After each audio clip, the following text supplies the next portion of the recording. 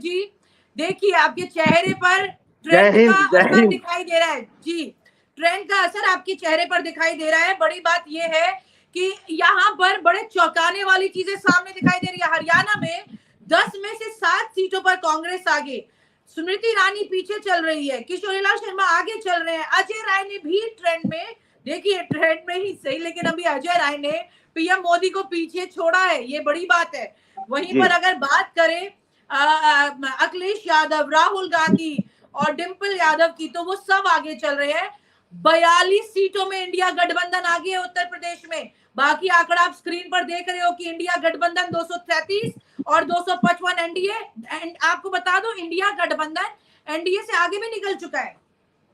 आप देखिए वो तो दिख रहा है कि 270 इंडिया गठबंधन आगे है, मगर जो आपने बनारस की अजय राय की बात की तो याद करिएगा विनीता जी कि जिस वक्त हमारा मेरा 4 टीवी का पत्रकार जो है, जब वहां पर अमित शाह की जो मीटिंग थी वो कवर कर रहे थे, तो उसके लोगों ने उसका फोन खोसा, डिलीट किया, बदतमीजियां की। हमारा रिपोर्टर वहां पर अड़ गया। मैं बधाई देता हूं अपने उस शेर को जो डटा रहा और जिसने कहा कि ठीक है तुम मार सकते हो तो मार दो, मगर जो सच है वो दिखाएंगे। और हम विनीता जी आपके साथ भी लगातार पहले दिन से जो हमने कम से कम डेमोक्रेसी के लिए और नेशन के लिए जो हमने फाइट की थी, आज हमें उसके मतलब उसका इनाम मिलता हुआ दिखाई दे रहा है। मैं बहुत खुश हूं। मैं इसलिए खुश नहीं हूं कि देखिए लोकतंत्र में कोई भी एक पार्टी जीतती है, एक पार्टी हारती है। ये खुशी का कारण इस वजह से नहीं है कि एनडीए हारता हुआ नजर आ रहा है और इंडिया जीतता हुआ नजर आ रहा है, बल्कि मेरी खुशी का कारण ये है कि मीडिया ने जैसी बेशर्मी इस देश के अंदर दिखाई, इस देश की जनता को जो लगभग 99% मीडिया ने नंगापन दिखाया, आज वो नंगा हो रहा है। मुझे सिर्फ खुशी इस बात की है और मुझे हंसी उस पे आ रही है जिन्हें मैं कहता था ये कोई पत्रकार वत्रकार नहीं है, ये लोग तो एक भीड़ है जिनको उठा के लाया गया है। ये अनपढ़ ठीक है, और ये ठीक है, लालची और बिके हुए लोग हैं। वही जी। देखिए वही बात है। देखिए यहाँ पर हम थोड़ा सा, मैं फिर आप एक, देखिए एक अच्छी बात है कि विपक्ष मजबूत हो, लेकिन आपको अगर हम उनको टारगेट करके क्या कर सकते हैं, बड़ी बात यह है कि ये लोकतंत्र की खूबसूरती है हमारे देश में। जिन्होंने संविधान बनाया, संविधान रचयिता जो रहे, उन्होंने देश में इस तरह की नींव रखी कि कितने ही लोग किसी तरह से आ जाएं, संविधान के मुताबिक ये देश चलेगा, उनके मुताबिक नहीं चलेगा। ये जीत संविधान की होती है, विनीता जी लोकतंत्र की एक बात, होती है। एक नहीं नहीं नहीं मैं आपको रोकना चाहूंगा, ठीक है, आप बिल्कुल तायद करें, एज ए जर्नलिस्ट आपका हक है, मगर मैं ये कहता हूं क्यों आप भूल रही हैं कि पहले दिन से अखबारों से आर्टिकल से लेके आप ही के साथ जब मैंने मैंने अकेले फॉर्म 17C के मुद्दे को उठाकर बिल्कुल, खड़ा आपने किया फॉर्म और 70C आपने के मुद्दे इतना को बड़ा उठाया किया, शुरू से आपने लगातार। इतना बड़ा किया कि आज वो इनके गले की हड्डी बन गया। और रात जिस तरह स्ट्रांग रूम पे कल रात की दिन की मेरी अपील और ये सब जो मुझे रिस्पॉन्स पूरे देश के अंदर से आ रहे हैं, विनीता जी आपको बधाई हो। बल्कि मुझे सिर्फ देश से नहीं, विदेशों से भी जो लोगों के सुबह सुबह 5 बजे से फोन आ रहे हैं, सर उठ जाइए, खड़े हो जाइए। तो मैं अपने उन मोहब्बत करने वालों को एक बार सलाम करता हूं और उन तमाम लोगों को भी, और विनीता जी आपको भी, आपको तो आपने उठाना बड़ी पड़ा, मेहनत की लेकिन है। मुझे लगता है गठबंधन रात भर सोया नहीं है। यहाँ पर जी, टक्कर अच्छी है। देखिए खिलाड़ी दोनों अच्छे हैं, ऐसा नहीं है, खिलाड़ी विनीता दोनों जी अच्छे हैं। 280 पे एनडीए पहुंच के भी चुका है खिलाड़ी अच्छे हैं गठबंधन। और इंडिया के भी। गठबंधन इस वक्त अपडेट ये है कि 280 गठबंधन का रुझान दिखा रहा है और अब 229 पर आ चुका है एनडीए।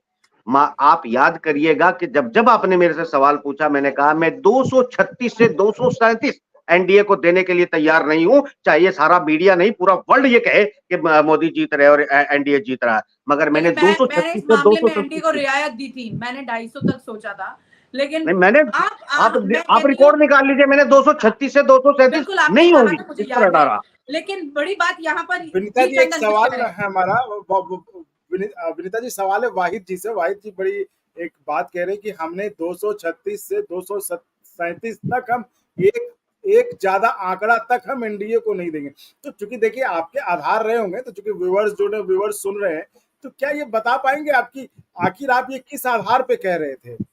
शायद आपको मेरे बारे में नहीं पता तो आपकी जानकारी बता देता हूं। मेरे जी 350 रिपोर्टर इस देश में हैं। मेरा एक TV channel satellite 4 TV news है और मेरा जो, चूंकि मेरे नाम की वजह से शायद मुझे ज्यादा लोग नहीं देखते, 11 साल से चला रहा हूं। 2 स्टेट का नंबर 1 मेरा चैनल है, तेलंगाना और कश्मीर।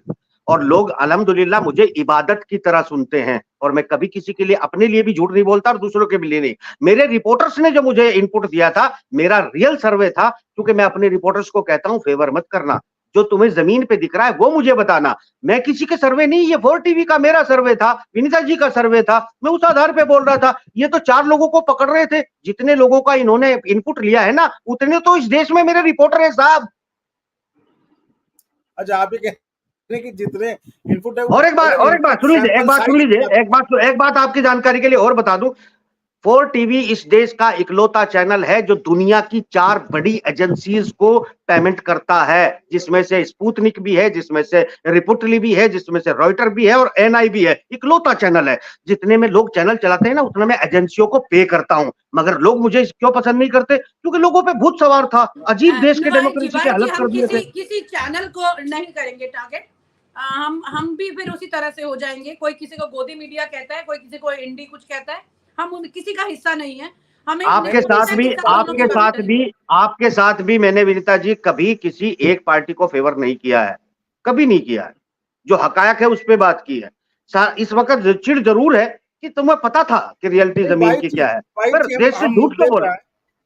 भाई जी, मुद्दे पे है जो मेरा सवाल था कि 237 आप बीजेपी को देने के लिए तैयार नहीं थे। जाहिर बात है कि आपकी सुनिए, आपके पास रिपोर्टर्स थे, रिसोर्स थे, आपने क्या, तो आखिर आपने जमीन पर क्या देखा जो बाहर एग्जिट पोल वालों को नहीं दिखा? वो जानना चाह रहा हूं। जी मैं जवाब देता हूं आपको, मैं जवाब देता हूं। देखिए, मैंने तमाम जो है सामाजिक समीकरण को समझने की कोशिश की, और सामाजिक समीकरण में मुझे जो इनपुट मिल रहे थे, जो दलित वर्ग था, मुझे लग रहा था उत्तर प्रदेश और बिहार और तमाम जगहों पर जो था, उनको संविधान का खतरा हो चुका था। ये मैसेज कन्वे हो चुका था इंडिया द्वारा, जो मतलब प्रिडिक्ट किया गया था कि भाई अगर मोदी जी आते हैं तो संविधान नहीं रहेगा।